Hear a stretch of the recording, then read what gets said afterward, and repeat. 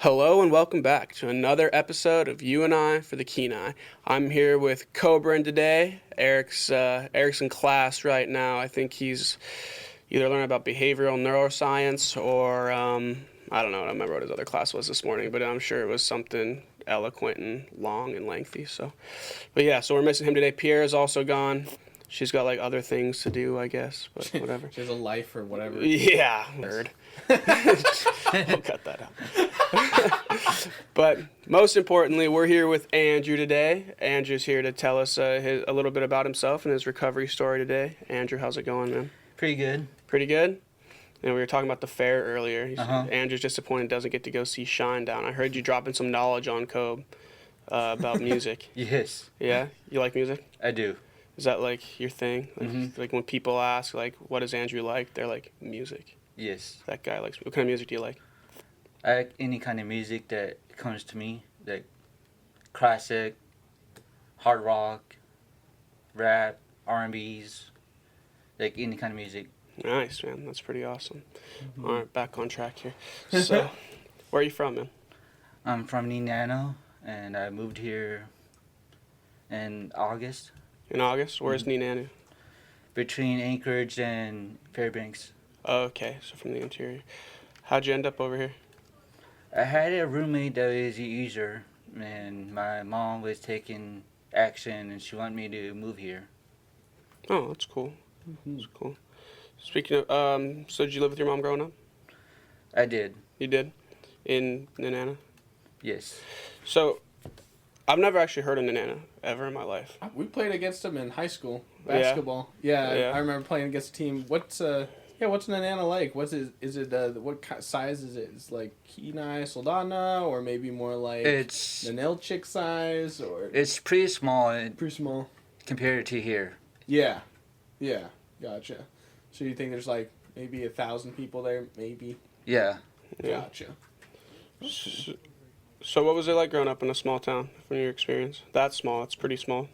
Mm-hmm. Yeah, and it's like I get to learn stuff from my culture, from my family, friends, like cutting wood, helping out elders, passing out food in this potlatch. Nice. Pretty much all kind of things that my culture does. Yeah. So, what is your culture necessarily? I'm full Native, full Indian, half Eskimo, and full Indian.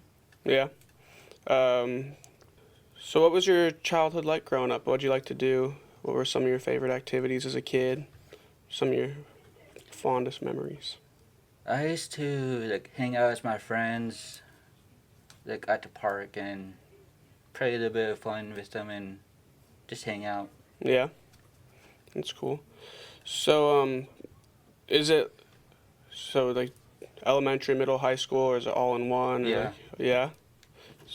So you grew up there, you graduated from there? I didn't go to school there, but I was growing up there, Mm-hmm. and my mom, she went and moved me back and forth from Nenana to Copper Center to Anchorage, so she had to move different places. Yeah. So you moved around quite a bit? Yeah, What was that like? What was your experience with that? it was pretty hard for me since Yeah. I had good friends that I known. Mm-hmm. Yeah, that's pretty common. Eric and I talk about that a lot, actually. So Eric's my brother, and he's usually here with us. But we were kind of similar in the way that we moved around quite a bit as kids, and like between three places, but man, it was like three places at like three different times of life. Like childhood in one place, adolescence in another, high school in the next, and adulthood in the next. And it gets difficult. It's tiring after a while. So, do you think that like that kind of, for lack of a better word, instability kind of attributed to your use when you got into it? The thing that got me using was since my older brother that passed away back in 2016, and it was like 2 weeks after my birthday, and I started using after that. Really? That's super hard, man. Where were you living then? In Fairbanks? Yeah. Was that just kind of like the group of friends you were around? Yes. Yeah. Yeah. Did you find that group was like more accepting or really welcomed you, or what kind of was your experience with that? I just make new friends, and then I try to get used to it, and then after a while, after last year until December, I quit doing it. So I've been doing it for a while. Mm-hmm. So you didn't use before your brother passed away? No, No, like not at all, ever? I never used until my brother passed away, and then Mm-hmm. after we got done with the funeral and potlatch and all that, I started using after my parents dropped me off to Fairbanks. Mm-hmm. So how old were you then?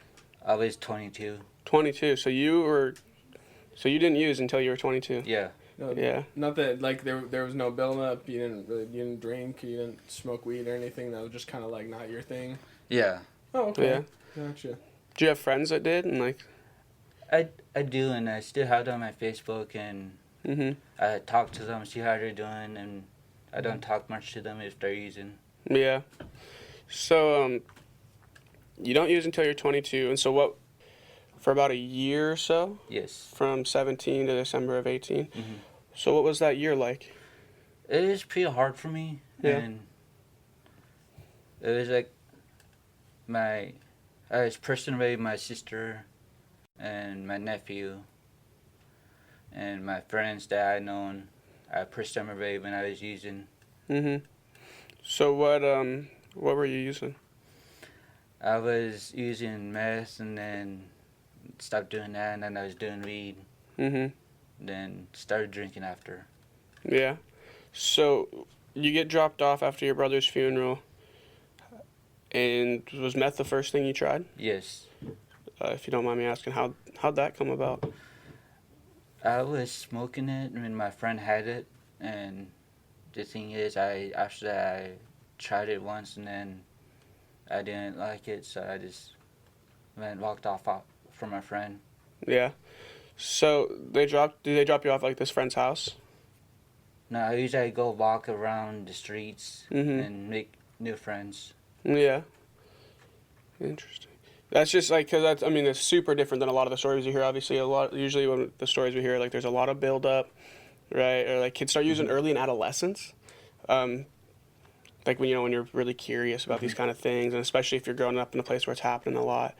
So it's interesting, that it was like kind of not for a really long time, and then like there's no gateway. There's like those typical like gateway drugs. It's just like, man, this was there like in a vulnerable moment. Obviously, Yeah. your brother had just passed away just after your birthday, and like, so you're you're just sitting there, and your friends like, were you sad? Obviously, pretty sad. I was Yeah. at one of the bars in Fairbanks. It was called Big Eyes, and I was over there just drinking my beer, and then after I got done, I went outside to smoke, and then one of my friends came over to me, and they noticed I was down, Mhm. and they went and gave me some meth. Yeah, like it got something to pick you up. Mm-hmm. Yeah. So then you tried meth once. Yeah. Really? So that's interesting too. That's something we never see. Most people are like, once they find their drug of choice, they're kind of like, oh man, this is it. You can kind of feel it. Mm-hmm. But that's really interesting, actually. Like, and so then after you do that, what's your use look like after that? After that, I was like, I never used it no more, and then I started doing weed with my other brothers. I got like 3 brothers that I know, and I have another brother that is younger, and then another brother that is older. Mhm. So I had another brother from Nana I didn't know. So and then I started using weed with Yeah. him. And you were drinking at this time too? Yeah. So what's your drinking look like at this point? Well, what's your use overall look like at this point? Like it daily, 3-4 times a day, once a day? I've been drinking 24/7 ever since my brother passed away. Yeah. Like every night after I get done for work, I've been drinking. Yeah. Dang. So the meth part was just like you try it, you're like, okay, this is not for me. But then you still find that you're struggling with kind of overcoming this pain. So you turn to weed. But what does that look like? Does it feel unhealthy? Is there a point where you're like, maybe this is too much, or I should really cut back on this? What does that look like? It was like, it reminded me that my mom used to do it, And then I told myself I shouldn't have done this from the get-go. So I went and never did it again. Wow. So just like self-accountability Yeah. sort of thing? Was it, do you think it was almost like a discovery of what kind of person you wanted to be? So it sounds like you're like, that was how my mom was, and that's not what I want. Yeah, because I was thinking of my nephew that my little sister had, and he's only 4 years old. Yeah. So I've been kicking myself every time that I did something wrong. Yeah. Trying to be an example for the younger ones. Yes. Definitely. So has this been more of like a personal thing? Have you gone to any groups or anything like that, or has this really just been your own struggle that you've kind of worked through? It's kind of been my own. So I always call my godmother that I always been taking care of me after my mom passed away. And When did your mom pass away? she passed away when I was like 12 years old, and she was only 40. And it just happened back in 2005. Dang. So your mom died when you were young too? Yes. Oh, so does that kind of contribute to the moving around a lot? Yes. Yeah. Were you living with like different family members or like? Yeah, I was moving from house to house because of the state. Oh, so you were in the child welfare system? Yes. Okay, that makes sense. What was that experience like for It you? was a nightmare for me when I was a kid. Mm-hmm. Because my mom was using, and she started using drugs, the different drugs they can name from the streets, and then she just started drinking after. And so the state took me without letting me have a closure with my mom. Yeah. Mm-hmm. And so, yeah, that is hard. She mentioned you call your godmother. Is she pretty supportive? She is. That's great. She works here at the health center here in Kenai, Oh, nice. That's cool. and she's a nurse. Oh, cool. All right. It's really cool. Yeah. So you mentioned that when you're drinking every night, is that still something that you're kind of battling with, or have you figured out kind of how to get that under control, or does it feel under control? Like, I have it under control because my therapist had given me some meds that will help me control my drinking. Oh, nice. That's good. So now like we're kind of getting into the build up. So you're in the child welfare system before 12, obviously. Yeah. 'Cause you said you never got closure, right? Yeah. So you're moving around before 12. Did you have any relationship at all with your mom in those few years? At what age do you remember that happened?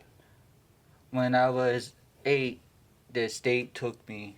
Mm-hmm. That's when they took me when I was 8 years old, and then from all the years when I was born till I was 8, I had spent time before the state had took me. Yeah, so that was all with your mom, and then so what was your relationship with your mom within those 4 years before she passed away from when you were into the system? It's been pretty hard for me. Yeah, definitely. And you said your mom was using substances at that point too. Yes. So does that play in your mind? Like, well, obviously too, after you try meth once and you don't like it, does that, like you said, does that kind of play in your mind too? You're like, you remember your mom doing it, Yeah. and kind of like, so there's kind of a connection there between. Yeah, because the thing is, I have ADD and seizure disorder. That's how I remember what my mom did to me when she had me. Mm-hmm. Do you have a seizure disorder? Mm-hmm. Yeah, so that's probably not the best drug Yeah. when you have a seizure disorder. Yeah, that's brutal. And so, what does drinking look like with your disease? Like, does that play a role? Does it make it more dangerous? Is it pretty risky? Yeah, and I was drinking with my friends at that time after my brother passed away. Yeah. And it's like every night I've been staying up and then going out, walking around. Yeah. And you're in Fairbanks at this time? Yes. So where were you living at that time? I was living in a group home, Mm. and after I was drunk like a few times, I was spending the night with my friend, and they let me stay a night at their place. Mm-hmm. Oh, so you were just kind of couch hopping, just kind of... Yeah. Yeah. So you were homeless. I wasn't homeless at that time. Mhm. I was just cannot go to this group house when I'm drunk. Oh, so whenever you yeah. okay. Gotcha. So it was a sober house. So Yeah. whenever you were drinking, you couldn't go back. Yes. Oh, okay. So we've had it in here before, and just like in general, like it happens enough times. They're kind of like, okay, like you're putting other people at risk here. Yeah. Yeah. So that's it. Yeah. So like when you would go out, so there were days. Were there days where you didn't drink? I never really used to drink after before my brother passed away. Yeah. But then I started drinking after he passed away. So that's how it played on me after my brother passed away, and there was no one there that can help me out with how I feel. Right. So I think that's big. That's a big disconnect there too. Like just personal disconnect. When you have some struggles going on internally, you have some things really sounds like from childhood that are really hard on you. Yeah, it was. Yeah, from 8 to 22, those years are pretty tumultuous, pretty up and down, pretty rocky. Yeah, it was. And my little sister, she didn't know how I feel when this happened to me. Right. So all she has been doing is talking back to me and just arguing with me how this is going on, and I tell you, you don't know how I feel from my childhood till now. Mhm. And so you said you've been in recovery about 8 months now, right? Yes. So now in your recovery within the community, do you have people now that you can talk to about this kind of stuff? Yeah, I go to this group meeting called AA. It's called Young at Hearts. Oh, okay. Cool. And there's people there that helps me with whatever I'm going through. Mhm. And they're like a family to me, and I have another family that has helped me out too. All right. So just some community supports. Yes. How big of a role have they played in your recovery? Ever since I first moved here, my mom got me to go to a AA meeting so people can help me out, see how I feel. All right. So you say your mom. Do you mean your godmother? Yeah. Yeah. So she's been huge. It sounds like. Yes. Yeah. Because she went through the same thing when she was my age, and she's been sober longer than I have. Yeah. For ages. Right. So she's kind of been that. She's been that big support, right? Yeah. Like that pillar. Yeah, she's been sober for 30-something years, so has my godfather. Oh, that's super cool. Nice. So are those people you kind of look up to? Yes. Yeah. Some pretty good role models. Yes. That's pretty cool, man. That's really cool that you have somebody like that, really. Do you think without them you'd be in recovery right now? Yeah. You would? I would do anything for them what they did for me. Yeah. I would do anything for them because after my brother passed away, my dad knows what I've been going through, which is my godfather. He knows what I've been going through after my brother passed away because me and my brother were close, pretty close, and he was raised and born here in Kenai. Yeah. And everyone here in the community knowing him, and they're being friends with him, and he started working with the Astro Truckers and made a new episode with him in it. Oh, that's cool. Nice. That's really cool. So, since you've been kind of moving forward, have you been given strategies to kind of help with that sorrow? You're close to your brother. Have you come to terms with it in a sense, or is it still pretty open wound? Does it still hurt a lot? It's kind of both, but the thing is, I've been talking to my godmother and my other sister and my nephew, and it's been helping me ever since then.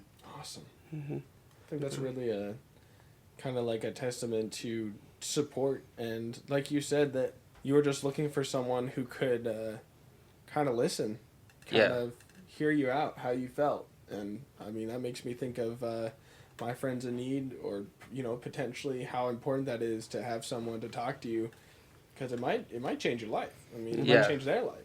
Yeah. Because I was listening to this one song that my mom used to listen to, and that's how it kind of reminded me.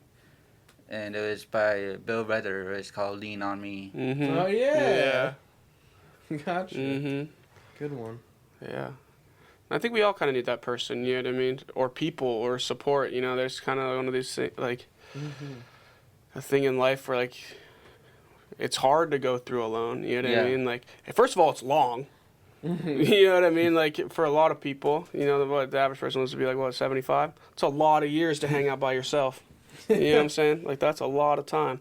True. I think those supports, like, are super important, especially for somebody, you know, that comes from places. Yeah. You know, like a place of pain, really. A little bit of sorrow. Yeah. You know, a lot of kind of traumatic stuff happened, you know. And to have that support's vital, super vital. And luckily, we have some pretty cool supports like that in our community. Like, what's the meeting you attend again? It's called Young at Hearts. Young at Hearts. Okay, and it's an AA meeting. Yes. That's super cool. It's like very next to this place called Love Inc. Oh, It's a church. It's at that church. Next to Love Inc. Yeah. Oh, okay. We've actually done a podcast with Leslie from Love Inc. So yeah, that's right next to Love Inc. That's super cool. Mm-hmm. So, in your recovery, you know, having these supports to talk to now, what's that process been like from getting here? You know, to getting comfortable enough to talk to the people in your groups. When you first got to group, what was that like? I was a bit shy when I first started this AA meeting, and I didn't know what to say or what to do. Mm-hmm. And so these people came to me and know what I was going through after my brother passed away. And lots of people, like I said, lots of people know my brother because he was pretty much a kind of hard person like me. And he helped out lots of people that were going through struggle. Yeah. It's really cool. So how'd you come in contact with that meeting? Like, how did your godmother or somebody kind of point it out to you or point you in the My right godmother direction? did, and she went and took me there. Mm-hmm. And because she's going to this other AA meeting for people her age. Yeah. And it's next to Safeway and all that, and where she works. And it's called URS. Oh, cool. Recovery. Mm-hmm. That's really cool. You know, what's really awesome about all this, dude, is, like, just how strong our recovery community is and how connected it is. You know, like you said, like, she takes you to your Young at Heart meetings on, like, are they at the same time? Her meetings and your meetings? Well, I go by myself now. Mm-hmm. Well, she went with me from the beginning when I moved here. Mm-hmm. And then she was busy after the next day, and so I went go by myself. Nice. That's really, what was that like the first time by yourself? It was not as hard as it used to be when I first started. Mm-hmm. That's cool. It's really cool she, like, kind of helped you get comfortable. Mm-hmm. It's really cool. Really supportive. Yeah, and it's really cool, like, all the supports that, like, we even just have in the community, you know what I mean? Like, all these different meetings for people of different ages and just for different needs, really, Yeah. you know? And recognizing that no one's really going to feel comfortable the first time. But hey, you stick around and it can really help out. And those resources are out there and available. And that's kind of what we're trying to do is point people towards them as well. Because, I mean, I didn't know, even though I lived here forever, that there are different, like, Young at Hearts, AA meetings and stuff, and just a lot of cool resources. And I think a lot of people, dude, when they hear AA meeting, you know, they're like, oh, it's in some church basement, and it's some guy going, hi, I'm Aaron, and I'm an addict. You know what I mean? Like, just like that, almost like kind of grim, like, stereotypical, like, meeting. You know what I mean? It's like, and they're not. It's cool that, like, we have some living proof that it's not. You know what I mean? Like, and there is, like, there's, like, real, like, pretty awesome healing that can happen, like, in these meetings. You know what I mean? Like, it's purposeful. Yeah. You know, and it's gets played out through TV as kind of like but then it's really a huge source of support. Yeah, it is. And then there's another thing is that my little brother, he's a user too, and I've been trying to get a hold of him, tell him not to do this, or he end up regretting it, and then he won't listen. So he's like 20 years old. Well, maybe he'll come around and maybe you'll be the support for him. Yeah. Who knows? I mean, if things go south in his life, we've seen that happen in Right. pretty much all of our stories. Yeah. Eventually, things just aren't really sustainable, and perhaps you'll be able to reach out to him. But it sounds like that's what you're trying to do. So that's awesome. Because I was taking care of him when he was a kid, and he doesn't know who's the one that's been taking care of him since our mom was using. Yeah. Yeah, that's always an interesting dynamic. You almost feel kind of like you help raise them, right? Yeah. Yeah, more or less, because you did. Yeah. So I can understand the intense desire for him to kind of experience what you went through. Yeah.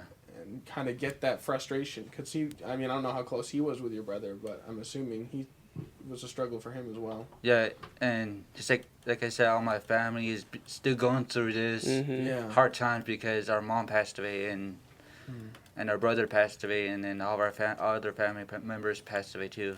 Oh my goodness. Well, It's hard.